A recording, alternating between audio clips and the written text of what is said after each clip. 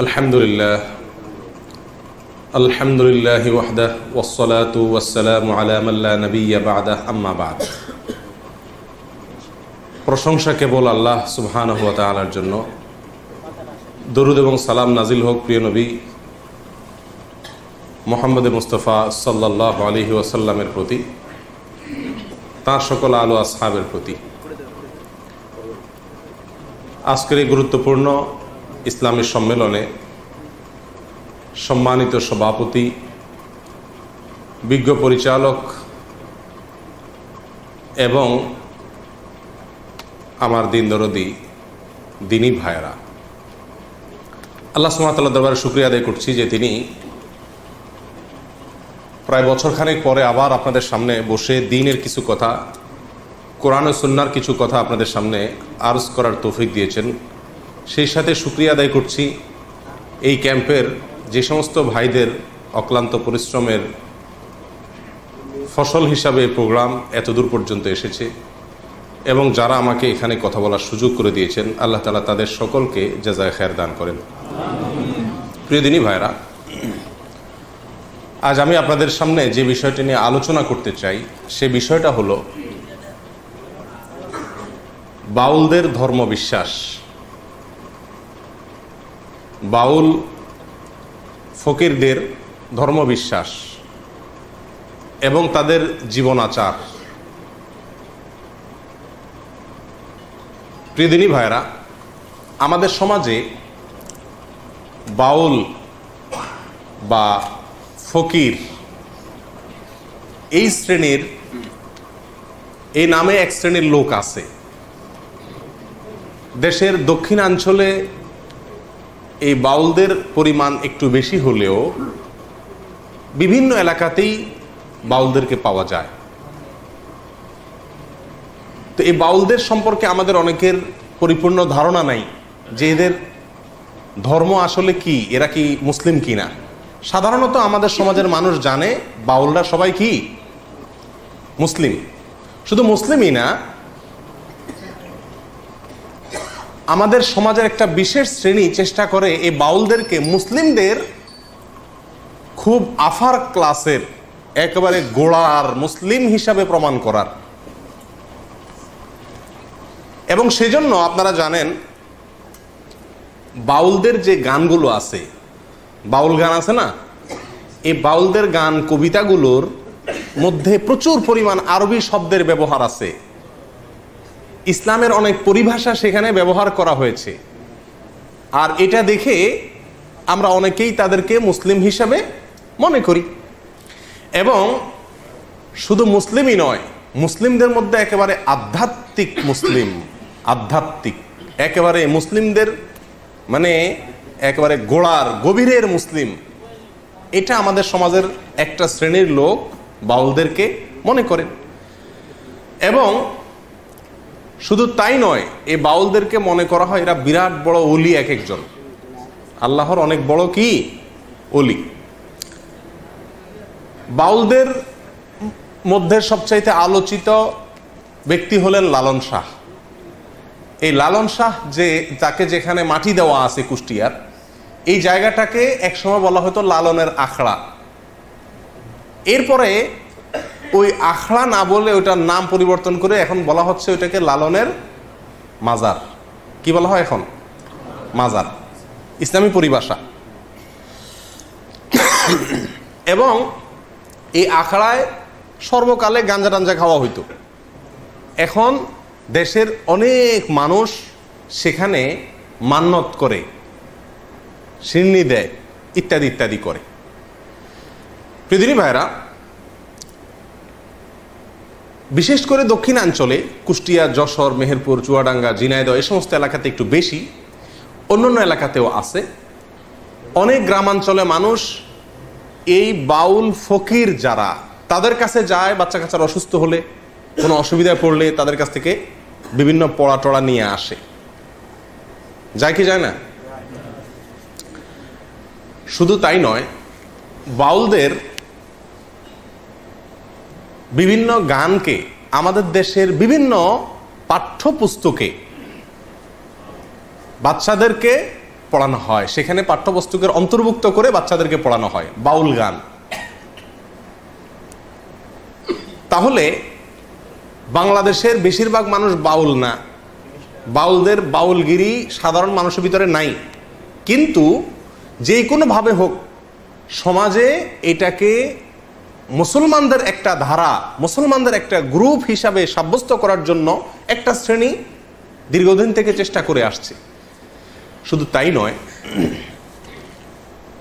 আপনারা অনেকেই হয়তো জেনে থাকবেন, ভারতের কলকাতার পশ্চিমবঙ্গের একজন বড় উপন্যাসিক সুনীল গঙ্গোপাধ্যায়, তিনি লালনকে কেন্দ্র করে লালনের জীবনের উপর একটা উপন্যাস লিখেছেন। সে উপন্যাসটার নাম হলো মনের মানুষ। এই মনের মানুষ উপন্যাসটা, এটার আলোকে এটাকে স্ক্রিপ্ট হিসাবে নিয়ে একটা সিনেমা তৈরি করা হয়েছে কয়েক বছর আগে। সিনেমার নামও কি? মনের মানুষ। এই সিনেমাটা, এই ফিল্মটা তৈরি করেছেন, এটার পরিচালনা করেছেন কলকাতার গৌতম ঘোষ, এবং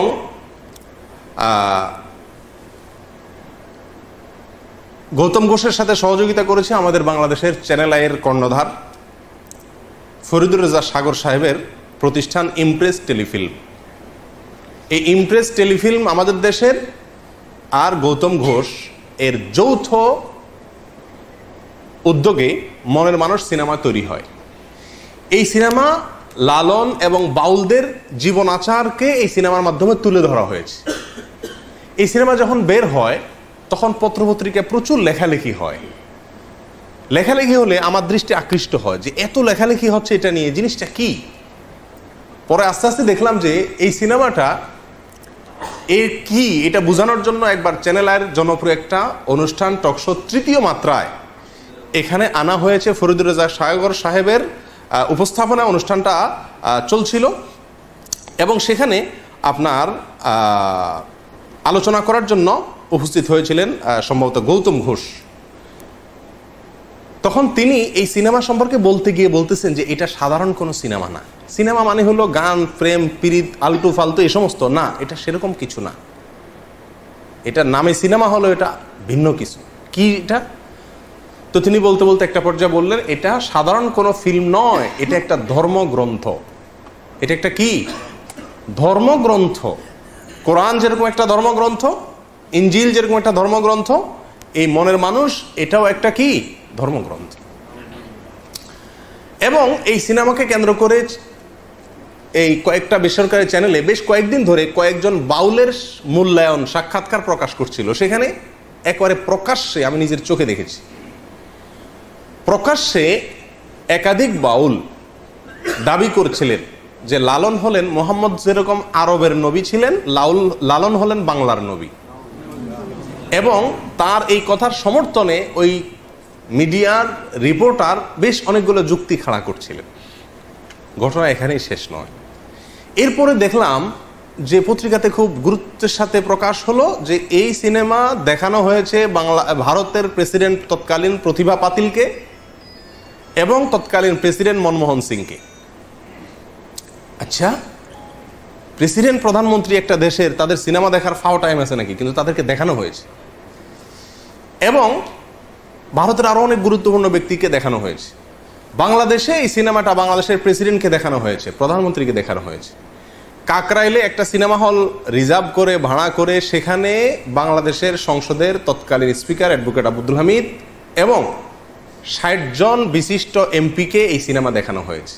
শুধু তাই নয়, বাংলাদেশ ক্রিকেট দলের সদস্যদেরকেও এই সিনেমা দেখানো হয়েছে। ব্যাপার কি আছে এই সিনেমায়, কি আছে এই ফিল্মে, এই সিনেমাতে, যে এটা সমস্ত গুরুত্বপূর্ণ ব্যক্তিকে দেখানো হচ্ছে। তখন আমি চিন্তা করলাম, তো এটাতে তো কিছু আছে। তো আমি এই সিনেমাটা দেখার খুব চেষ্টা করতেছিলাম, কোথায় দেখা যায়। পরে একদিন প্রচার হলো যে চ্যানেল আইতে এটা দেখানো হবে। তো দেখলাম, দেখতে বসলাম, এবং আগাগোড়া পুরা সময় ব্যয় করে খাতা কলম নিয়ে বসে কি আছে এটাতে লেখার জন্য বসে গেলাম। এই সিনেমাটা, মনের মানুষ, এই সিনেমাটা যখন বিভিন্ন হলে চলতেছে বাংলাদেশে, তখন চ্যানেল আইয়ের স্ক্রল নিউজে ওইটার প্রচার হতো যে কোথায় কোথায় চলতেছে, যাতে করে মানুষ কি করতে পারে, দেখতে পারে। তো এত দেখানোর জন্য খায় সেই সিনেমাটা, এটা তো অন্য কোনো বাণিজ্যিক সিনেমার মতো না, অস্বাভাবিক। যাই হোক, তো এই সিনেমা দেখার পরে যা বুঝলাম সেটা হলো যে আসলে বাংলাদেশের সাধারণ মানুষেরা মুসলিম, এই মুসলিমদেরকে ভিন্ন একটা ধর্মে দীক্ষিত করার একটা চেষ্টার অংশ হলো এই সিনেমা। কথা বুঝে আসছে প্রিয়দিনী ভাইরা?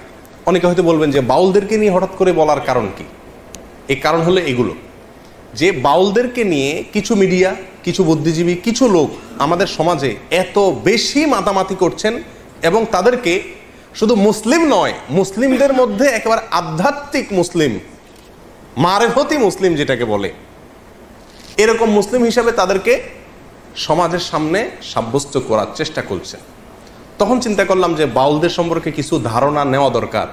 তখন থেকে আমি টুকটাক বাউলদের সম্পর্কে পড়াশোনা শুরু করলাম এবং দীর্ঘ অনেক দিন পর্যন্ত ঘাটাঘাটি এবং পড়াশোনা শুরু করলাম। বাউলদের সম্পর্কে জানার জন্য আপনি বাংলাদেশে যারা বাউল নিয়ে গবেষণা করেন তাদের মধ্যে দুইটা বই খুব বেশি প্রসিদ্ধ এবং গ্রহণযোগ্য। তার একটা হলো বাংলাদেশের একজন স্বনামধন্য বুদ্ধিজীবী ছিলেন, বড় মাপের নাস্তিকদের অন্যতম ছিলেন, ঢাকা বিশ্ববিদ্যালয়ের প্রফেসর ছিলেন ডক্টর আহমদ শরীফ। নাম শুনছেন আপনারা? আহমদ শরীফ সাহেবের নাম শুনেন নাই? ওনার লেখা বই বাউল তত্ত্ব।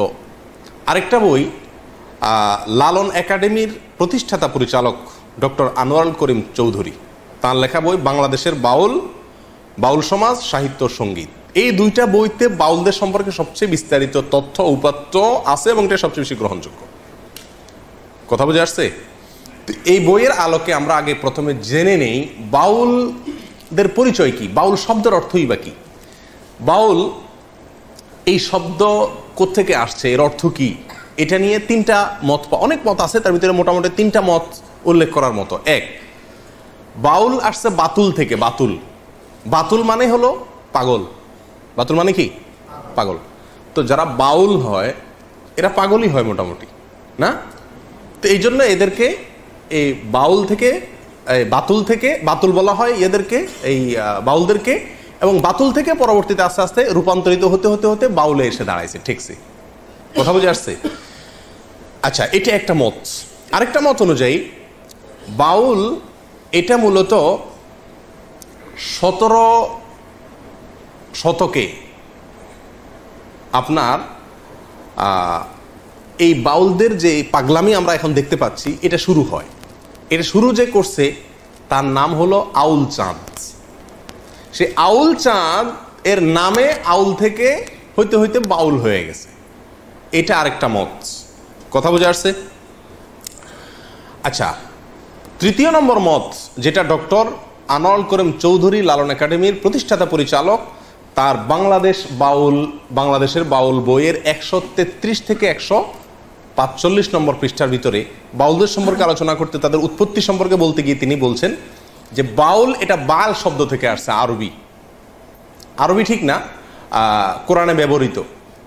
কোরআনে আল্লাহ সুবহানাহু ওয়া তাআলা বাল একটা শব্দের ব্যবহার এক জায়গায় করেছেন। অবশ্য এই একই মূল ধাতুর ব্যবহার কোরআনে আরো কয়েক জায়গায় হয়েছে।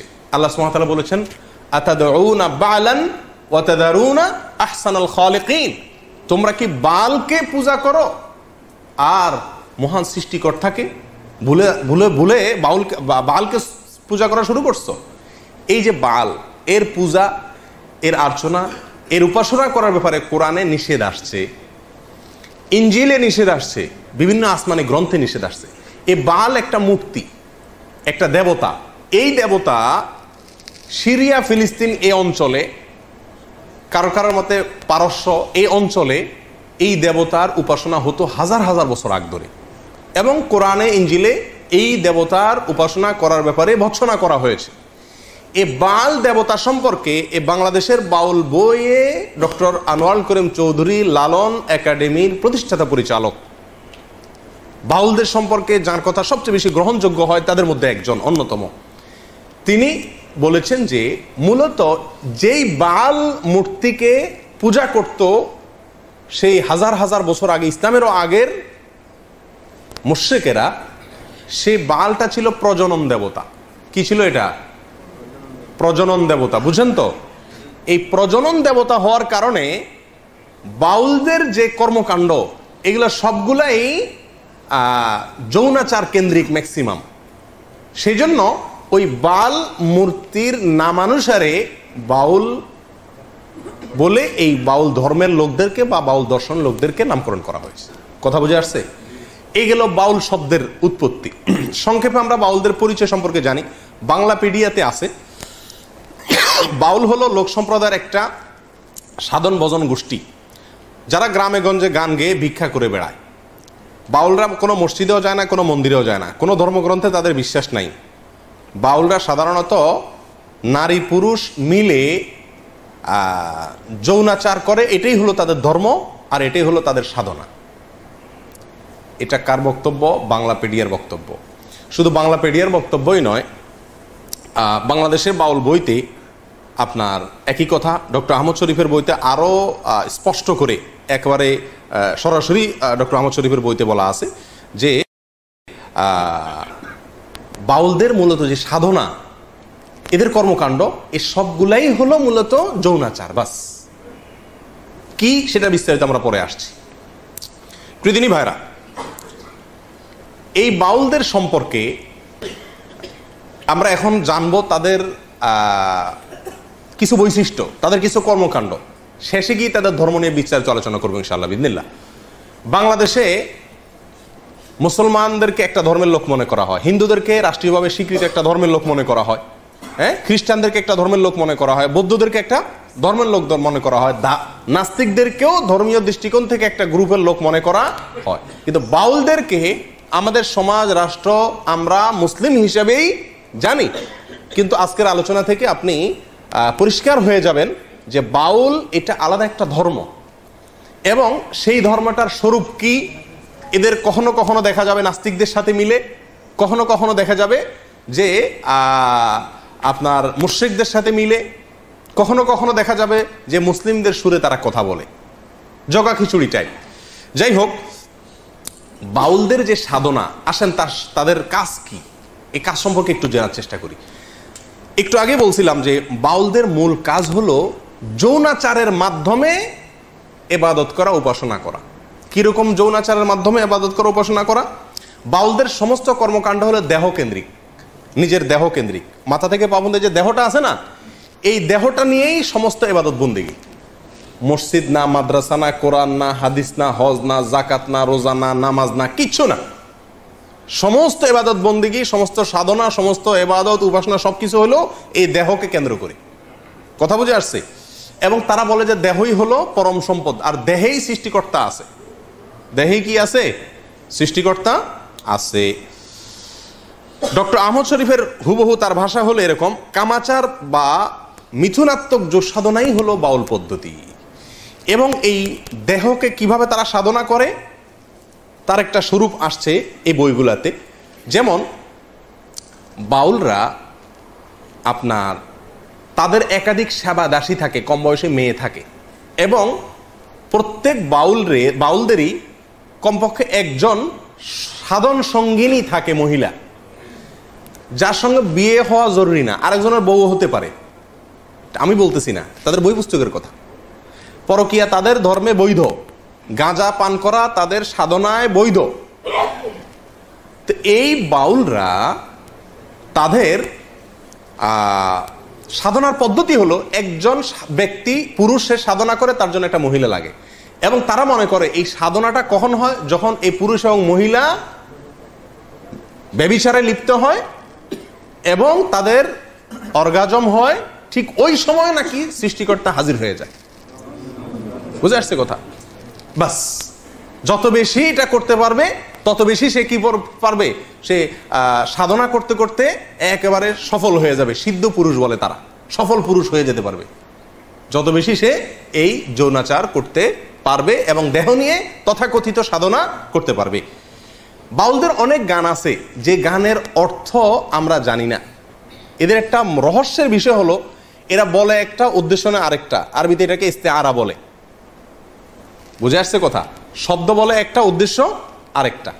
খুব কৌশলে, সাধারণ পাবলিক বুঝতে পারে না। অনেক গান আছে আমরা এটাকে আধ্যাত্মিক মনে করি, অনেকে খুব গাই, টেলিভিশনে প্রচার হয়, আমরাও খুব গাই অনেকে, কিন্তু জানি না এই গানের অর্থ কি।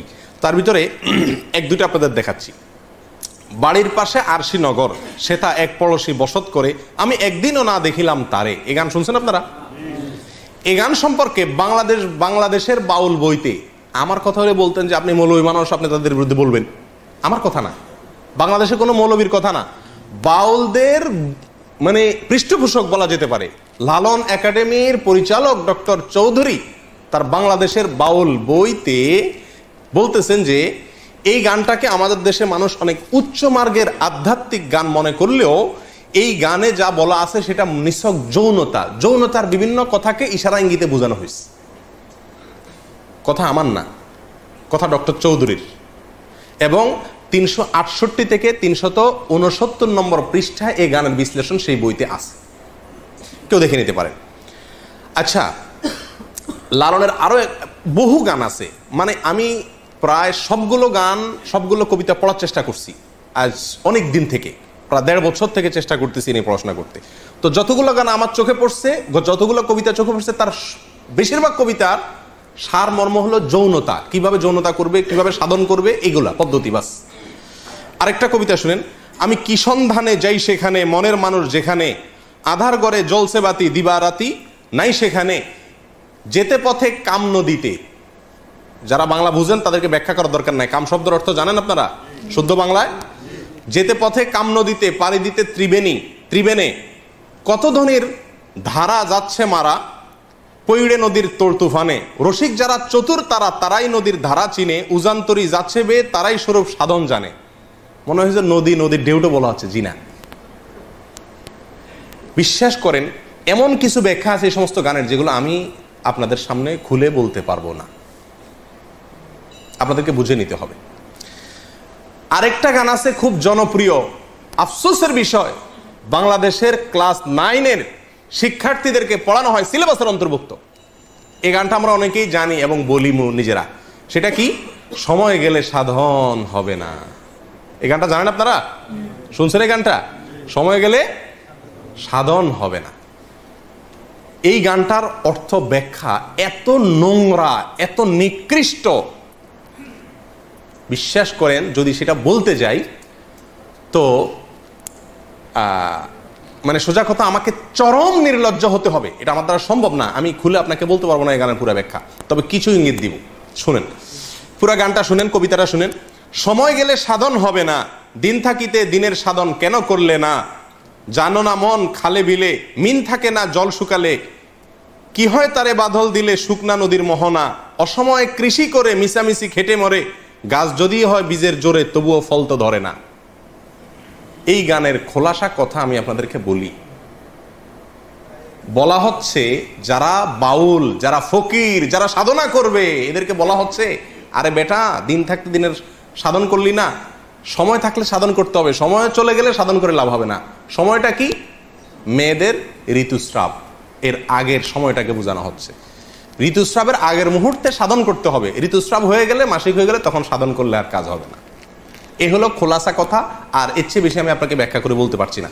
এখানে এই গানে যে এই কথাটা বোঝানো হয়েছে, এটা তো আমি দাবি করতেছি মৌলবী না, এটা বাউলদের বক্তব্য, তারাই বলতেছে যে এই গানের এই ব্যাখ্যা। রেফারেন্স নেবেন, একটা একটা করে নেন। এই গানের সময়, সাধন, মিন, বীজ, কৃষি এসব শব্দ যৌন কর্ম সংশ্লিষ্ট বিভিন্ন পরিভাষা। লালন গবেষক নেয়ামত আলী এবং বাংলাদেশের নেয়ামত আলী বলেছেন, এটা আমার বক্তব্য না, লালন গবেষক বলতেছেন যে এই শব্দগুলো দ্বারা বিভিন্ন যৌন কর্মের বিভিন্ন মুহূর্ত, বিভিন্ন সময়, বিভিন্ন পরিভাষাকে বোঝানো হয়েছে। আর বাংলাদেশের বাউল বইতে 357 নম্বর পৃষ্ঠায় এই একই কথা বলা হয়েছে যে এই গানটা অনেকে মনে করে আধ্যাত্মিক গান, সময় গেলে সাধন হবে না, মানে আল্লাহর যাওয়ার জন্য এবার বন্দি করতে বলতেছে না, এখানে সেক্স করতে বলতেছে, যৌনচার করতে বলা হচ্ছে, জেনা করতে বলা হচ্ছে, এবং তার সময় বলা হচ্ছে কখন করতে হবে, কখন করা যাবে না। আর এটাই খুব পরম, এটা ক্লাস 9-এ বাচ্চাদেরকে পড়ানো হয় আমাদের দেশে। এবং বাউল লালন পরিভাষা নামে একটা বই আছে। এই বইয়ের 80 নম্বর পৃষ্ঠায়ও এই গানের একই ব্যাখ্যা করা হয়েছে যে এটা পুরাটা যৌনতার কথা, কিন্তু আমরা সাধারণ মানুষ হয়তো জানিও না। আসেন সামনে।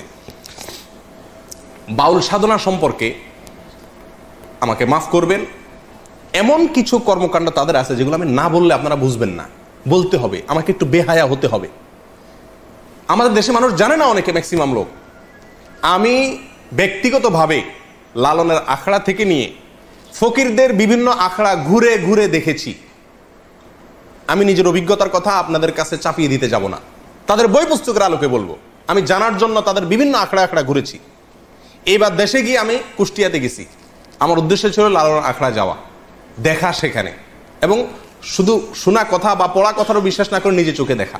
তাদের আখড়া যদি কেউ যেয়ে থাকেন, ফকিরদের তারা তথাকথিত জিকির করে যেগুলাতে, এগুলোতে আপনারা দেখবেন পুরুষের সাথে একজন নারী লাগে, অন্ধকার হইতে হয়, এবং গাঁজা তো প্রয়োজনই হয়, এবং বাকি কি কাজগুলো হয় সেগুলো বই থেকে শুনেন, আমার অভিজ্ঞতা থেকে না শুনে।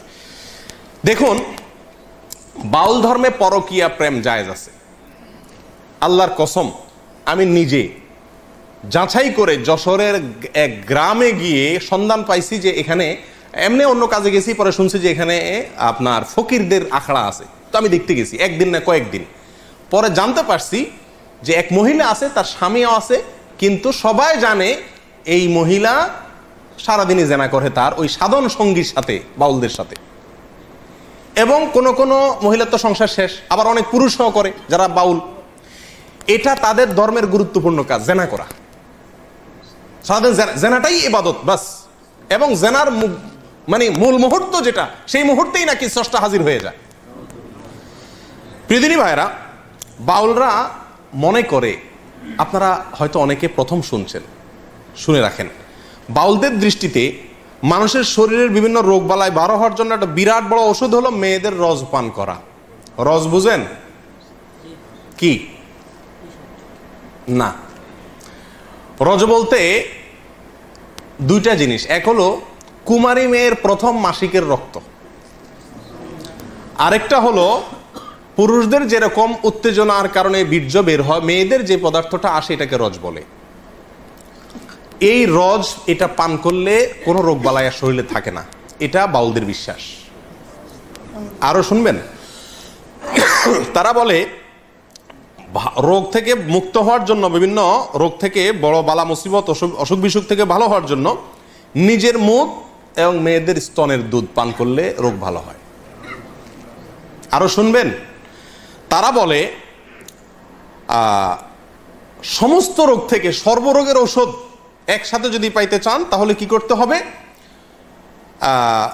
মল, মূত্র, রজ এবং বীর্য, মল, মূত্র, রজ এবং বীর্য, এগুলো সবগুলা মিক্স করে একটা ঔষধ বানায় তারা, নাম হলো প্রেম ভাজা। ওষুধের নাম কি? প্রেম ভাজা। এটা খাইলে আর কোনো রোগ থাকে না। প্রিয়দিনী ভাইরা, আপনারা অনেকে হয়তো বলবেন যে এগুলা গল্প আর কি। আপনি আল্লাহি বাস্তবতা খবর নিয়ে দেখেন, আর খবর নেওয়ার দরকার না, আমি আপনাকে বই পুস্তক থেকে বলছি, তাদের বই পুস্তক থেকে, তাদের ধর্মগ্রন্থ থেকে, তাদের ধর্মীয়, তাদের আচার এবং তাদের সংস্কৃতি, কালচার, এ সংক্রান্ত যে সমস্ত বই পুস্তক আমাদের সমাজে প্রতিষ্ঠিত, গ্রহণযোগ্য, অথেন্টিক, এই সমস্ত বই পুস্তকে লেখা আছে। তার ভিতরে বাংলাদেশে বাউল বইয়ের 350 থেকে 382 নম্বর পৃষ্ঠায় এই কথাগুলো উল্লেখ আছে। কথা বুঝে আসছে ভাই? আমাদের দেশে অনেক মানুষ না জেনে এই ফকিরদের কাছে চিকিৎসার জন্য যায়, ছেলেবেলে অসুখ হলে যায় না, কি ওষুধ দেয় এটা ওই শয়তান জানে, আর শয়তানকে যে এই শয়তানই শিখাইছে সেই শয়তান হয়তো জানে, আল্লাহ সুবহানাহু ওয়া তাআলা জানে, আমরা অনেকে জানিও না। আমাদের দেশের নাস্তিকরা বাউলদেরকে খুব পছন্দ করে, একটা মজার বিষয়। কারা পছন্দ করে? নাস্তিকরা কোনো ধর্মকে পছন্দ করে না, কিন্তু বাউলদেরকে খুব পছন্দ করে। ডক্টর আহমদ শরীফ নাস্তিকদের গুরু, বাউলদের নিয়ে বই লিখছেন এবং বিরাট বিশ্লেষণ করেছেন, তাদের ঐতিহ্য তুলে ধরেছেন। শুধু তাই নয়, বাংলাদেশের যারা নাস্তিক, সেকুলার, এরা সবসময় বাউলদেরকে প্রমোট করে। লালনের আখড়ায় 50 জন গাঁজা খাইছে, এটাকে সমস্ত মিডিয়া বা অনেক মিডিয়াতে খুব ফলাও করে প্রকাশ করে, আজকে লালনের এখানে ওরস হইতেছে, ওরস, গাঁজা খাইছে। লক্ষ লক্ষ মানুষের মাহফিল হয়, লক্ষ লক্ষ মানুষের ভালো কোনো কাজ হয়, সেটা কোনো মিডিয়াতে প্রচার করে না। কিন্তু ওই আখড়ায় গাঁজা খাইছে কয়েকটা, সেটারে সারাদিন টেলিভিশন নিউজে বলে। কেন নাস্তিকরা এত পছন্দ করে কেন? এর কারণ হলো এই বাউলদের তাদের যে কর্মকাণ্ড করে খোলাসা কথা কয়েকটা পয়েন্ট। নাম্বার 1 যেটা বললাম, দেহ নিয়ে সাধনা মানে যৌনতা, সোজা বাংলা। নাম্বার 2, আপনার যত নোংরা বিষ্ঠা নাপাক পৃথিবীর কোন ধর্মের মানুষরা যেগুলোকে পাক মনে করে না, হালাল মনে করে না, এই সমস্ত জিনিসগুলোকেও তারা শুধু হালাল আর পাকই না, এগুলা বিরাট ঔষধ মনে করে। লালনদের বাউলদের একটা গ্রুপ আছে যাদেরকে বলা হয় নেড়ার ফকির। কি বলা হয়? নেড়ার ফকির। নেড়ার ফকির মানে বুঝেন? নেড়ার ফকির মানে হলো, নেড়া শব্দের অর্থ হলো যার কোনো ঘর সংসার নাই। নেড়ার ফকির মানে যাদের কোনো কি নাই, ঘর সংসার। ম্যাক্সিমাম বাউলদের কোনো বিয়ে হয় না, এরা বিয়েতে বিশ্বাস করে না। সাধারণ সঙ্গিনী হইলেই হলো, যে কারোর বউ হইলেই হলো, বিয়ের দরকার হয় না, এবং তারা বিয়ে করে না। তাদের মূল কথা হলো ইসলাম পালন করার জন্য মক্কাতে যাওয়ার দরকার নাই, মদিনা যাওয়ার দরকার নাই, আল্লাহ রাসূল সব এই দেহের ভিতরে আছে, শুধু দেহ নিয়ে সারাদিন পড়ে থাকলে চলবে। ধর্মীয় যত কর্মকাণ্ড, আচার অনুষ্ঠান, আমল, ইবাদতের কথা কোরআন সুন্নাহয় বলা আছে, এর কিচ্ছুর দরকার নাই। এগুলা সবগুলা নাউজুবিল্লাহ মানুষের বানানো। তাহলে কি করতে হবে? শুধু সারাদিন এই দেহ নিয়ে পড়ে থাকতে হবে, ঘর সংসার বাদ দিয়া মাতলামি করতে হবে, ভিক্ষা করে বেড়াইতে হবে, বাস, তাহলেই স্রষ্টাকে পাওয়া যাবে। এর ভিতরেই স্রষ্টা আছে, মানুষই স্রষ্টা, অন্য কথা বলতে গেলে। এ হলো বাউল ধর্মের খোলাসা কথা। নাস্তিকরা যেহেতু বাংলাদেশে মানুষের ধর্মীয় আচার, মসজিদ, মাদ্রাসা সহ্য করে না, এরাও একই। এই জন্য নাস্তিকরা এদেরকে খুব কি করে, পছন্দ করে। বাউলদের ধর্মে, বাউলদের বিশ্বাসে বৈরাগ্যতার বিরাট বড় অবস্থান। নবী সাল্লাল্লাহু আলাইহি ওয়াসাল্লাম বলেছেন, লা রুহবানিয়াতা ফিল ইসলাম। ইসলামে কোনো বৈরাগ্যতা নাই। আল্লাহ সুবহানাহু ওয়া তাআলা কোরআনে কারিমে বৈরাগ্যতা, যে বৈরাগ্যতাকে আগের যুগের বিভিন্ন জাতিরা নিজেদের ধর্মীয় কাজের অংশ বানিয়ে নিয়েছিল, আল্লাহ সুবহানাহু ওয়া তাআলা তাদের সমালোচনা করেছেন। রুহবানিয়াতান নিবতাদাউহা মা কাতাবাল্লাহু লাহ। এই রুহবানিয়াত বা বৈরাগ্যতা, সংসার বাদ দিয়া ওই বৌদ্ধদের মতো এক কালার একটা কাপড় পরে, লম্বা চুল রেখে, গোসল নাই, পরিষ্কার নাই, নোংরা আবর্জনা ময়লা এই অবস্থায় সময় পার করা, পাগলামি ছাগলামি করা, এটাই হলো জীবন। এটাই বলে বৈরাগ্যতা। এই বৈরাগ্যতা আপনার বাউলদের গুরুত্বপূর্ণ একটা আপনার তাদের গুরুত্বপূর্ণ একটা কালচার হলো কি থাকা, বৈরাগী হয়ে থাকা। কি থাকা? তারা কোনো সমাজের সাথে মিশতে চায় না। বাউলদের জৈবিক প্রয়োজনে তারা সাধারণ সঙ্গীর সাথে মিশে, সেটা তো ঠিক আছে, ভিক্ষা করে খায়, সেটা তো, এবং তারা নিজেদেরকে বলে আমরা মুক্ত পুরুষ, আমাদের কোনো সমাজের কোনো বন্ধন নাই, আমরা সমাজের কোনো বন্ধন মানি না, যেমনে মনে হচ্ছে এমনি চলি, পাগলের মতো। বুঝে আসছে কথা? এদের হাজার হাজার যে গানগুলো আছে, এই গানগুলো সম্পর্কে আগেও আপনাদেরকে কিছুটা ধারণা দিয়েছি, এখনো বলছি যে এই গানগুলোর সবগুলাই হলো যৌনতা নির্ভর, এবং যৌনতার বিভিন্ন কৌশল, কলা কৌশল, বিভিন্ন পদ্ধতি, সময়, ক্ষণ ইত্যাদি, এগুলো সবই সমস্ত গানে বাতানো আছে। সুধীর চক্রবর্তী নামে বাংলাদেশে একজন লালন গবেষক আছেন, বাউল গবেষক আছেন। এই ভদ্রলোকের একটা বই আছে, এই বইটার নাম হলো গভীর নির্জন পথে। এই বইয়ের 14 নম্বর পৃষ্ঠার প্রথম সংস্করণে উনি লিখেছেন যে বাউলদের গান বুঝতে হলে তাদের পরিভাষা বুঝতে হবে। তারা বলবে একটা, উদ্দেশ্য আরেকটা, সাধারণ মানুষ সবকিছু বুঝে না। তো উনি উপমা দিতে গিয়ে বোঝাইছেন যে, যেমন আমাবস্যা মানে নারীর ঋতুকাল, যখন মাসিক হয় ওইটার আমাবস্যা। লালনদের কোনো গানে যদি আমাবস্যা হয় তাহলে বুঝবেন নারীর ঋতুকালকে বোঝানো হচ্ছে। বাঁকা নদী মানে হলো স্ত্রীর যৌনি, কুমারী মানে কাম, লতা মানে সন্তান, চন্দ্র সাধন মানে হলো মলমূত্র পান। এরকম তাদের বিভিন্ন ভাষা আছে, পরিভাষা আছে। এগুলো আমার বক্তব্য নয়, সুধীর চক্রবর্তীর বক্তব্য। বইয়ের নাম গভীর নির্জন পথে, পৃষ্ঠা নম্বর 14। তাহলে একটা ধারণা পাইছেন তো বাউলদের কর্মকাণ্ড সম্পর্কে? আচ্ছা, এখান থেকে আমরা জানলাম যে তারা বৈরাগী, সংসার ধর্ম চায় না, আগলামি পাগলামি করে। এ হলো তাদের জীবন, বিকৃত যৌনাচার আর অসামাজিক জীবনযাপন, এগুলা হলো পাগলামি। এটা হলো বাউলদের কর্মকাণ্ড। আচ্ছা, আমাদের সমাজে যে সমস্ত বাউলরা আছে, এই বাউলদের আরেকটা গুরুত্বপূর্ণ বিশ্বাস হলো, বাউলরা মনে করে গান বাজনা শুধু হালাল না, এটা তাদের ধর্মের অন্যতম অনুষঙ্গ। আপনি দেখবেন বাউলদের হাতে একটা একতারা থাকে না, লক্ষ্য করছেন নি? একতারা বাজাবে আর গান গাবে, আপনার সাধনের নামে যৌনতা করবে, ভিক্ষা করে খাবে, গাঞ্জা খাবে। এই যে তাদের গানের বিষয়টা, তারা গান গায়, কত মানুষই তো বাংলাদেশে গায়, তারাও গায়, সমস্যা কি?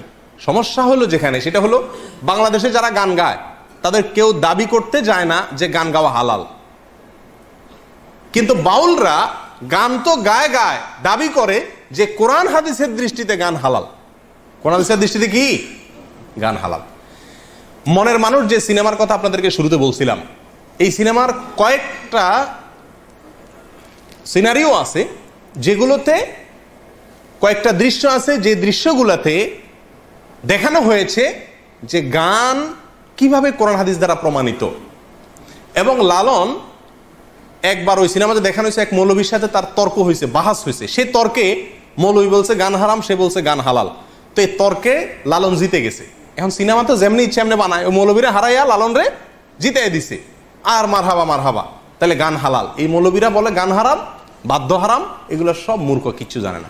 লালনের একটা গান শুনেন, লালন বলেন গান হালাল হওয়া সম্পর্কে লালন বলে, আকাশটা কাঁপছিল কেন, জমিনটা নাচছিল কেন, বড় পীর ঘামছিল কেন, যেই দিন খাজা গান গেয়েছিল, সেই বড় পীর ঘামছিল কেন, সেই দিন খাজা গান গেয়েছিল, যেই দিন আল্লাহ রাসূলের গান, পীর আউলিয়ার শান, যারা বলে গান হারাম জ্ঞানহীন। হ্যাঁ, কার এটা? লালন সাহেবের। লালন ফকির বলতেছেন যারা বলে গান হারাম, এই মৌলভী সাহেবরা সব কি ব্যাককল, জ্ঞানহীন। উনি হলেন সবচেয়ে বড় আলেম, উনি ফতুয়া দিচ্ছেন যে এটা পীরাউলিয়ার শান, আল্লাহ রাসূলের গান। বুঝে আসছে কথা? প্রিয়দিনী ভাইরা, এরা গানকে হালাল করে এবং গান বাজনাই এদের সারাদিন এ জিকির সাধনা, ভজন সাধন এদের। আচ্ছা, এবার আসেন এদের সম্পর্কে আরেকটু ধারণা নেই আমরা, তাদের ধর্ম সম্পর্কে। এবার গোড়ায় চলে যায় ডাইরেক্ট, তাদের ধর্ম সম্পর্কে। লালনদের ধর্ম আসলে কি, বা এই বাউলদের ধর্ম আসলে কি? বলছিলাম আগেই, এদেরকে মুসলিম হিসাবে সাব্যস্ত করার একটা অপচেষ্টা চালানো হয়। এবং আমার দেশে মনে করে লালনরা, ফকিররা, এরা শুধু মুসলিম না, এরা আধ্যাত্মিক ক্লাসের মুসলিম, মারেফতি মুসলিম। আর বাকিদেরকে বলে এরা শরীয়তের মুসলিম। তারা হলো কিসের মুসলিম? মারেফতের, তলে তলে মুসলমান, উর্ফে কিছু নেই, সব ভিতরে ভিতরে। এদের মুসলমান সব কি ভিতরে ভিতরে। আমার এক ওস্তাদ ছিলেন খুলনাতে, তিনি একবার বলেন যে আমি একবার রাস্তা দিয়ে যাচ্ছি, তো দেখি এক ন্যাংটা এক বেড়া, এই বাউল, লম্বা লম্বা চুল, পাগল, এর পিছে মানুষ ঘুরতেছে। তো আমি বললাম যে ভাই, তোমাদের কি মাথা নষ্ট হয়েছে? এই ন্যাংটা বেড়ার পিছিয়ে ঘোরার মানেটা কি? এটা বেহায়া একটা পাগল, এর পিছিয়ে ঘোরার কি যুক্তি তোমাদের? এই বুঝি তোমাদের ধর্ম? আল্লাহ তোমাদের আকল বুদ্ধি কিছু দেয়নি। তো লোকজন বলতেছিল আমার উস্তাদকে, বলে যে আরে হুজুর, এভাবে বলিয়েন না, কার ভিতরে কি আছে বলা যায় না, কার ভিতরে কি আছে বলা যায় না। আমার উস্তাদ বলতেছেন যে আমি তখন বললাম, আরে বেটা পাগল, ওর ভিতরে যা ছিল সেটাও বাইর করে দিছে, কি আর থাকবে? যা একটু ছিল, কিছু তো নাই ওর ভিতরে, যা একটু ছিল সেটুকু বাইর করে দিছে, তুই ভিতরে কি আছে? আর কত নম্বরের পাগল? প্রিয়দিনী ভাইরা, এ হলো এদের জীবন আচার। এবার আসেন তাদের ধর্ম নিয়ে। দেখুন, তারা পাগলামি করে করুক, তারা মাতলামি করে করুক, তারা গাঞ্জা খায় খাক, তারা জেনা করে করুক, তারা গান বাজনাকে ধর্ম মনে করে করুক, তারা আরো কিছু করুক, শুধু বীর্জনা পেশাব পায়খানা সারাদিন খাক, আমার কিছু আসে যায় না। আমার আসে যায় তখন যখন তারা এই কাজগুলোকে ইসলামের নামে করে এবং সমাজে জোরপূর্বক চাপিয়ে দেওয়ার চেষ্টা করা হয়, এটাকে ইসলাম হিসাবে সাব্যস্ত করার চেষ্টা করা হয়। প্রিয়দিনী ভাইরা, এদের ধর্ম সম্পর্কে অনেকেরই ধারণা নাই। আমি আগেই বলছি, আমরা অনেকে মুসলমান মনে করি। লালনের নিজের মুখেই শুনেন, আমরা সাধারণ মানুষ না জানলে কি হবে, যারা পণ্ডিত তারা ঠিকই জানে, নাস্তিকরা ঠিকই জানে যে লালনের ধর্ম কি ছিল, লালনের নিজের ধর্ম কি ছিল, এবং আপনার কি জানি বলে, তার নিজের ধর্মের পরিচয় কি, এটা সম্পর্কে সে কিছুটা চালাকি করছে। মুনাফিকের মতো, মুনাফিক যেরকম বলতে চায় না তার ধর্ম কি, লালনও তার কোনো জায়গাতে স্পষ্ট করে বলে না যে আমি নাস্তিক, আমি মুসলমান, আমি হিন্দু, এরকম কখনো সে বলে না। ঘুরায় ফিরায় বলে। তার গান শুনলে, তার কবিতা শুনলে আপনি বুঝবেন সে কত চালাকি করার চেষ্টা করে। ঘুরাই ফিরে বলতেছে। আচ্ছা যাই হোক, লালন অনেক বড় মাপের কবি ছিলেন, সেই জায়গা থেকে আমি তাকে সম্মান করি। তিনি অনেক বড়, তার কবিতা বাংলা ভাষার জন্য অনেক বড় কিছু, ঠিক আছে, সব ঠিক আছে। কিন্তু ধর্ম নিয়ে যখন তিনি কথা বলছেন এবং ধর্মের নামে ইসলামের কোরআন এবং হাদিসকে এত নিকৃষ্টভাবে বিকৃত করেছেন, যত নিকৃষ্টভাবে আর কেউ বিকৃত করে নাই, তখন তার সেই বিকৃতিগুলো আমাদের ধরে দেওয়া দরকার আছে কি নাই? প্রিয় দিনী ভাইরা, তার ধর্মের খোলাসা হলো তারা বলে এ আপনার দেহের ভিতরেই সৃষ্টিকর্তা, আপনার দেহের ভিতরেই কি সৃষ্টিকর্তা। তার এক গানে মনসুর হাল্লাজের যে আনাল হক, আমি খোদা, আমি আল্লাহ, আমি আল্লাহ, এই যে দাবি করছে মনসুর হাল্লাজ, আলেমরা তাকে মৃত্যুদণ্ডের নির্দেশ দিচ্ছেন, তার মৃত্যুদণ্ড হয়ে গেছে এই কুফরি কালামের কারণে। সেই কুফরি কালামটাই বিশ্বাস করে লালন। এবং একটা গান আছে বাউলদের, আপনারা জানেন, একবার আপনারে চিনিতে পারিলে রে যাবে অচেনারে চেনা, একবার আপনারে চিনিতে পারিলে রে যাবে অচেনারে চেনা, মানে নিজেরে চিন তাহলে অচেনারে অর্থাৎ আল্লাহরে চিনা যাবে। আল্লাহ, তুই নিজেরে চিনলে আল্লাহরে পেয়ে যাবি। আরবিতে একটা প্রবাদ আছে, নাউজুবিল্লাহ, অনেকে এটাকে হাদিস হিসাবে পেশ করে, সেটা হলো যে মান আরাফা নাফসাহু ফাকাদ আরাফা রব্বাহু। এই ওইটারই বাংলা অর্থ হলো এই কুফরি কালাম, অর্থাৎ যে ব্যক্তি নিজেকে চিনবে সে আল্লাহকে চিনে ফেলবে। এই কথা শুনতে ভালো শোনা যায়, কিন্তু উদ্দেশ্য হলো ওই নিজের ভিতরেই আল্লাহ আছে, বাইরে কোথাও যাওয়ার দরকার নাই। আচ্ছা যাই হোক, এবার লালন নিজের যে কবিতার মাধ্যমে তার ধর্মের পরিচয় দিচ্ছে, আসেন তার মুখেই শুনি। সব লোকে কয় লালন কি জাত সংসারে, লালন বলে জাতের কি রূপ দেখলাম না এই নজরে, কেউ মালায় কেউ তসবি গলায়, হিন্দুরা মালায়, মুসলমানরা তসবি গলায়, কেউ মালায় কেউ তসবি গলায়, তাতেই যে জাত ভিন্ন বলায়, যাওয়া কিংবা আসার বেলায় জাতের চিহ্ন রয় কার রে, যদি সুন্নত দিলে হয় মুসলমান, নারীর তবে কি হয় বিধান, বামন চিনে পৈতা প্রমাণ, বামনি চিনে কিসে রে, লালন এমনই এক জাত, লালন এমনই জাত এক খানা। কি বুঝলেন? সে বলতে চাচ্ছে এই গানের কবিতার খোলাসা কথা হলো যে মানুষ জাতের কথা কয়, কিসের জাত, কিসের ধর্ম আবার এই সমস্ত। আচ্ছা, সুন্নত দিলে মুসলমানই করাইলে, খাতনা করলে যদি মুসলমান হয়, তাহলে মহিলা যে খাতনা হয় না হে কেমনে মুসলমান হয়? বামন, হিন্দুদের বামনের পৈতা লাগালে যদি কি হয়, সে বামন হয়, তা বামনই যে হে তো পৈতা লাগায় না, তাহলে হে কেমনে হিন্দু হয়? এগুলো কোনো কথা হলো নাকি? জাতের কথা কয়, আমি তো জাত তো কোনোদিন দেখলাম না, বুঝলাম না, এটা কোন ধরনের? লালন এমন এক জাত যে এর কিচ্ছু না। কথা বুঝতে পারছেন? এটার অর্থ হতে পারে তিনি নাস্তিক, তথাকথিত মানবতাবাদী। যাই হোক, তার আরেকটা গান শোনেন, কবিতা, কালী কৃষ্ণ গড খোদা কোন নামে নাহি বাধা, কালী কৃষ্ণ গড খোদা, কারণ সবই তো নিজে, নাম যাই দেন দেন, সমস্যা নেই। কালী বললেও ঠিক আছে, কৃষ্ণ ঠিক আছে, গডও ঠিক আছে, খোদাও ঠিক আছে, কোন নামে নাহি বাধা, মন কালী কৃষ্ণ গড খোদা বলো রে, মন রে বলতেছে, ও মন তুই কালীও বল, কৃষ্ণ বল, গডও বল, খোদাও বল। কথা বুঝতে পারছেন? এ হলো বাউলদের ধর্ম।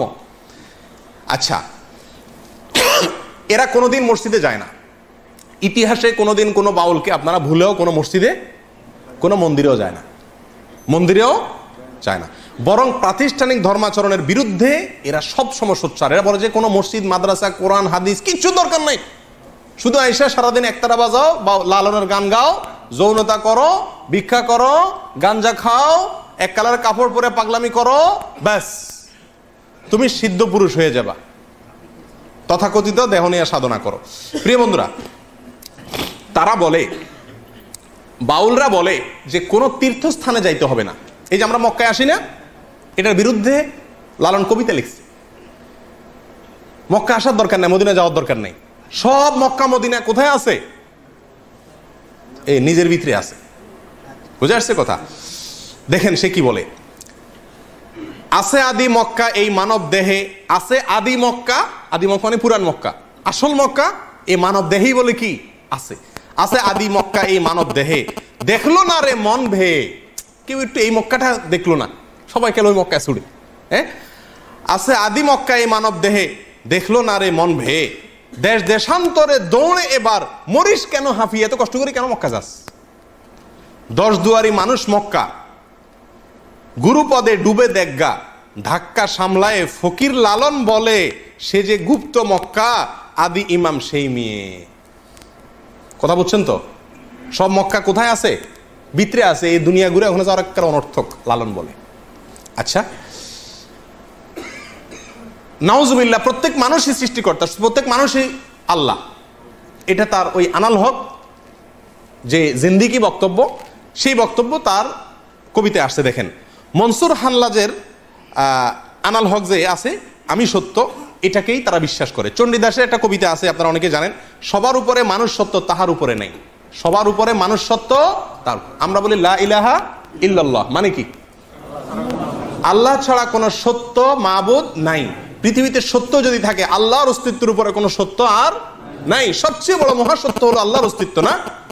আর এরা বলতেছে সবার উপরে মানুষ সত্য, তাহার উপরে নাই। এসব গজল, এ সমস্ত গান, কবিতা অনেক সময় আমরা মজা করে বলি, জানি না এটার অর্থ কি।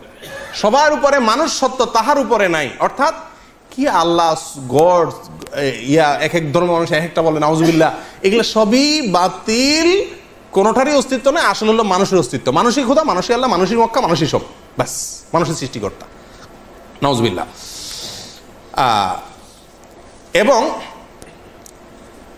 এই মানুষই যে সৃষ্টিকর্তা, এর সপক্ষে দেখেন কবিতা আছে লালনের, ও যার আপন খবর আপনার হয় না, একবার আপনারে চিনিতে পারিলে রে, যাবে অচেনারে চেনা, যাবে অচেনারে চেনা। লালনের গান, কবিতা। অর্থাৎ আপনারা চিনলেই অচেনারে চেনা যাবে, অর্থাৎ ওই সৃষ্টিকর্তা চেনা যাবে। আপনার ভিতরে, নিজের ভিতরে কি আছে? সৃষ্টিকর্তা আছে। যেই রূপে সাই বিরাজ করে দেহ ভুবনে, গুরুর দয়া যারে হয় সেই জানে, উপর নিচে সারি সারি 9.5 দরজা তারি, লালন কয় যেতে পারি কোন দরজা খুলে ঘরে। হ্যাঁ, এটা একটা যৌনতার গান। 9.5 দরজা বলতে মেয়েদের শরীরের 7টা অঙ্গকে বোঝানো হয়েছে। আমার বক্তব্য নয়, যে বইগুলো বলছি এই বইগুলোর বক্তব্য। কোরআন সুন্নাহ নিয়ে সন্দেহ, কোরআন নিয়ে সন্দেহ। লালনের কোরআন নিয়ে গান শুনেন আপনারা, মুসলমান মনে করেন, আধ্যাত্মিক পুরুষ মনে করেন, মারিফতের প্রাণ পুরুষ মনে করেন, সেখানে মাজার মনে করেন, সেখানে গিয়ে সিন্নি দেন, মান্নত করেন, তাকে মুসলমানদের একেবারে গোড়ার মুসলমান মনে করেন, খাঁটি ধার্মিক মনে করেন। কোরআন সম্পর্কে কি বলে সে দেখেন তার কবিতায়। সে বলে, কি কালাম পাঠালেন আমার সাই দয়াময়, এক এক দেশের এক এক ভাষা কয় খোদা পাঠায়, এক যুগে পাঠায় কালাম, অন্য যুগে হয় কেন হারাম, এমনি দেখি ভিন্ন তামাম ভিন্ন দেখা যায়, যদি একই খোদার হয় রচনা। এই অংশ ভালো করে শুনেন, যদি একই খোদার হয় রচনা, তাতে তো ভিন্ন থাকে না, মানুষের সকল রচনা তাতেই তো ভিন্ন হয়। নাউজুবিল্লাহ। কথা বুঝছেন? এই গানের কথা বুঝছেন? কি বুঝাতে চাইছে? বলে যে যুগে যুগে এক এক নবীর কাছে এক এক আসমানি কিতাব আসছে না, একটাতে হালাল বলা হয়েছে, আরেকটাতে বলা হয়েছে কি হারাম। তো সে বলতে চাচ্ছে, যদি এক আল্লাহ পাঠাবে তাহলে সবগুলা কি হবে? একরকম হবে। একটাতে এক যুগে হালাল, আরেক যুগে হারাম কেন হয়? কথা বুঝছেন? কত বড় মূর্খ একজন ডাক্তারও তো এক রুগীরে এক ওষুধ দেয়, আবার চেঞ্জ করে দেয়। এই ওষুধ কয়দিন চলবে, এরপরে অন্য ওষুধ খাইতে হবে। ডাক্তার জানে সময় অনুযায়ী পরিবর্তন হয়। আল্লাহ সুবহানাহু ওয়া তাআলা এক এক যুগে এক এক বিধান দিয়েছেন। লিকুল্লিন শিরআতুম মিনহাজা, প্রত্যেক নবীকে আল্লাহ তাআলা কি দিয়েছেন? আলাদা আলাদা শরীয়ত দিয়েছেন। সে বলতেছে এক এক নবীর এক এক বিধান কেন? যদি আল্লাহর হতো তাহলে তো ভিন্ন হতো না। এই জন্য সে বলতেছে আপনার যদি একই খোদার হয় রচনা, তাতে তো ভিন্ন থাকে না, মানুষের সকল রচনা তাই তো ভিন্ন হয়। এগুলো সব মানুষের লেখা। নাউজুবিল্লাহ। কোরআন এটা বলে কার লেখা? মানুষের বানানো। এক এক দেশের এক এক বাণী, পাঠান কিসায় গুণমণি, মানুষের রচিত জানে লালন ফকির কয়। এই শয়তান বলে এগুলো সব কার রচনা? মানুষের রচনা। আর সে বলে মুসলমান না, শুধু মারেফতের বিরাট উচ্চাঙ্গের আউলিয়া পীর। হ্যাঁ, আল্লাহুল মুস্তাআন। আচ্ছা, তার আরেক গানের ভিতরে দেখা যায় সে বলছে যে আল্লাহ এবং রাসূল এক, আল্লাহ রসুল আলাদা কিছু না। নাউজুবিল্লাহ। এটা আমাদের দেশে অনেক মাজারিরাও বলে। আল্লাহকে বুঝে তোমার অপর লীলা, আল্লাহ কে বুঝে তোমার অপর লীলা, কে বুঝে তোমার অপার লীলে, তুমি আপনি আল্লাহ ডাকো আল্লাহ, তুমি নুরি ছিলে ডিম্ব অবতরী, সাকারে সৃজন পড়লে ত্রিভুবন, আকারে চমৎকার ভাব দেখালে, নিরাকার নিগম ধ্বনি, তাও তো সত্য সবাই জানি, তুমি আগমের ফুল নিগমের রাসূল, আদমের ধরে জান হইলে, আত্মতত্ত্ব জানে যারা, সায়ের নিগুড় লীলা দেখছে তারা, নিরঞ্জন অকথ্য সাধন, লালন খুঁজে বেড়ায় বন জঙ্গলে। পুরা গানের খোলাসা কথা হইল, আল্লাহ একবার আকার ধরে নবীর সুরত ধরে আসে দুনিয়াতে, আবার নিরাকার হয়ে যায়, আবার আদমের ঘাড়ে মানুষ হয়ে আদমের রূপ ধরে আল্লাহ আসে, অর্থাৎ এরাই আল্লাহ, নাউজুবিল্লাহ, আলাদা কিছু নেই। কথা বুঝে আসছে? এরপর আরেকটা গানের 2 লাইন শুনেন মাত্র, সেখানে সে বলতেছে, কেন জিজ্ঞাসিলে খোদার কথা দেখায় আসমানে, কেন জিজ্ঞাসিলে খোদার কথা দেখায় আসমানে, আসেন কোথায় স্বর্গপুরে কেউ নাকি সন্ধান জানে। আল্লাহর কথা বললে কয় আসমানে আছে, আর রহমান আল্লাহর সিস্তাওয়া, আল্লাহর কথা বললে বলে আসমানে আছে সবাই, বলে যে কেউ আজ পর্যন্ত দেখছে, কেউ জানছে নাই, সব ভুয়া, নাউজুবিল্লাহ। এ হলো বাউলের ধর্ম। নবীদের সম্পর্কে ধারণা দেখেন, নবীদের সম্পর্কে তারা কি বলে, নবী না চিনিলে সে কি খোদার ভেদ পায়, চিনিতে বলেছেন খোদে সেই দয়াময়, কোন নবী হইল অফাত, কোন নবী বান্দার হায়াত, কোন নবী মারা গেছে, কোন নবী মারা যায় না, জীবিত আছে এখনো, বুঝছেন। নিহাজ করে জানলে নেহাজ যাবে সংশয়, যে নবী পারের কান্ডার জিন্দা সে 4 যুগের উপর, হায়াতুল মুরসালিন নামে তার জন্য, তার সেই জন্য কয়, যে নবী আজ সঙ্গে তোরে চিনে মন তার দাওনা ধরো, লালন বলে পরের কারো সাথ যদি রয়, নবী না মানে যারা মুয়াহেদ কাফের তারা, সেই মুয়াহেদ দায়মাল হবে বেহিসাব দোজখে যাবে, আবার তারা খালাস পাবে লালন কয় মোর কি হয় জানি। এটার শেষ লাইনটাতে বোঝানো বলা হচ্ছে যে নবীরে অস্বীকার করলে তারা কাফের, লালন বলতেছে দোজখে যাবে বলতেছে, তো এরা দোজখে সাহস করে আবার চলে আসবে জান্নাতে। কাফেররা অনন্ত অসীমকাল জাহান্নামে থাকবে না নবীর অস্বীকার করলে, আর সে বলতেছে কি আবার তারা খালাস পাবে, তার গানে বলতেছে এরা আবার কি পাবে, খালাস। দেখেন শুধু ফতোয়া দিচ্ছে না, কে জান্নাতে যাবে কে জাহান্নামে যাবে, কি হবে না হবে, কে আল্লাহ কে রসুল, সব সে বলতেছে। এ হলো এদের ধর্ম। প্রিয়দিনী ভাইরা, এদের কালিমা, লালনদের এই বাউলদের কালিমা আছে। এদের কালিমা কি জানেন? এদের কালিমা সম্পর্কে ধারণা নেওয়ার জন্য শুনেন তাহলে।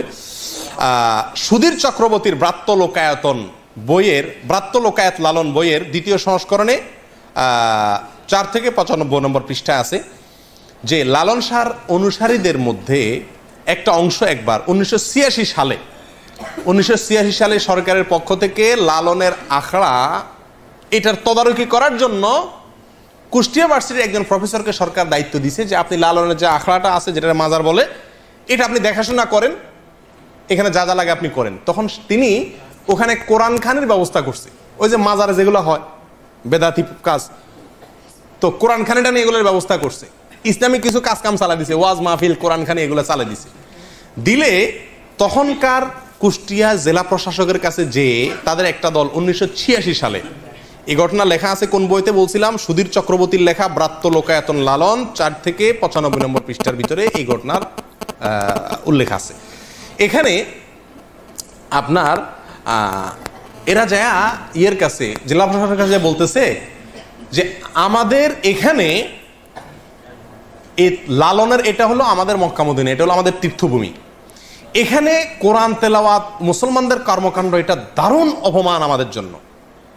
আমাদের ধর্ম ইসলামও না হিন্দুও না, আর আমাদের কালেমা ভিন্ন। কি তোমাদের কালেমা? তারা বলে যে আমাদের কালেমা হলো লা ইলাহা ইল্লাল্লাহ লালন রাসূলুল্লাহ।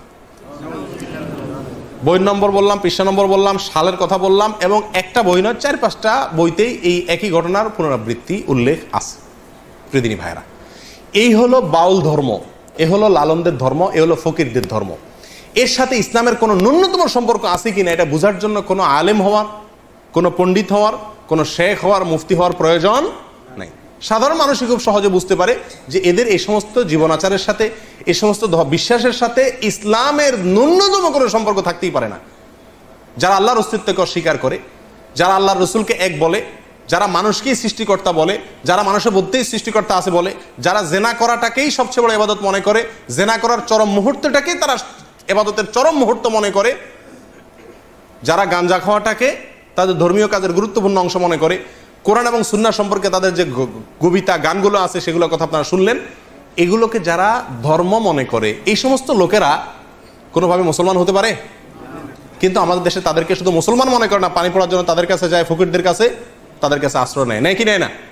আল্লাহ তাআলা আমাদের সকলকে এদের এই সমস্ত ভণ্ডামি, এদের এই সমস্ত মুনাফিকি, এদের এই সমস্ত 2 নাম্বারিকে আল্লাহ তাআলা আমাদের দেশের মানুষকে বুঝার তৌফিক দান করেন। লালনদের আকীদা এবং বিশ্বাস, তাদের ধ্যান এবং ধারণা, এ সম্পর্কে বিস্তারিত অনেক সময় নিয়ে আলোচনা করা দরকার, কিন্তু অত সময় আমাদের হাতে নাই। সংক্ষেপে যেটুকু বললাম তার সামারিও মোটামুটি বলে দিয়েছি যে এদের ধর্মটা বা এদের দর্শনটা, এদের জীবন আচারটা কি, তার একটা চিত্র আপনাদের সামনে নিশ্চয়ই ফুটে উঠেছে। অতএব এই তাদের আসল পরিচয়, আসল রহস্য, আসল কর্মকাণ্ড এটা আমার দেশের প্রত্যেকটা মানুষ জানুক, জানা দরকার আছে। তারপরে মানুষ লালনকে গ্রহণ করে বর্জন করে সাধারণ মানুষের উপর আমরা ছেড়ে দিতে পারি।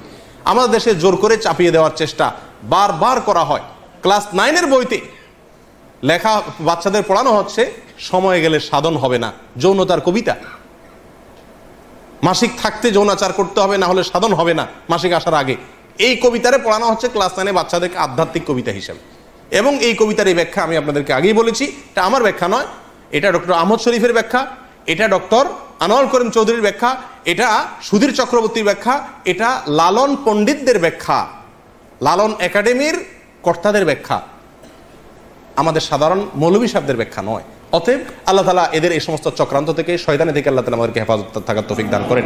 কেন মনের মানুষ সিনেমাকে ভারতের প্রেসিডেন্ট প্রধানমন্ত্রীকে দেখানো হয়েছে, কেন মনের মানুষ সিনেমা আমার দেশের প্রেসিডেন্ট প্রধানমন্ত্রী দেখানো হয়েছে, কেন মনের মানুষ সিনেমাটাকে সিনেমা বানায় কাকালে হল রিজার্ভ করে 60 জন এমপিকে, জাতীয় ক্রিকেট দলের সমস্ত খেলোয়াড়দেরকে, জাতীয় সংসদের স্পিকারকে দেখানো হয়েছে, কেন এটা নতুন সিনেমা টিভিতে ফ্রি দেখানো হচ্ছে, কেন কোন হলে চলতেছে তার অ্যাড্রেস টিভিতে সারাদিন প্রচার করা হচ্ছে, তার রহস্য এখন বুঝছেন তো?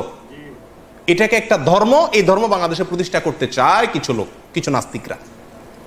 আল্লাহ তাআলা আমাদের চোখগুলাকে খুলে দেওয়ার তৌফিক দান করেন, আমরা যেন চোখগুলা খুলতে পারি, বুঝতে পারি। ওমা তৌফিক ইল্লা বিল্লাহ। আসসালামু আলাইকুম ওয়া রাহমাতুল্লাহি ওয়া বারাকাতুহু।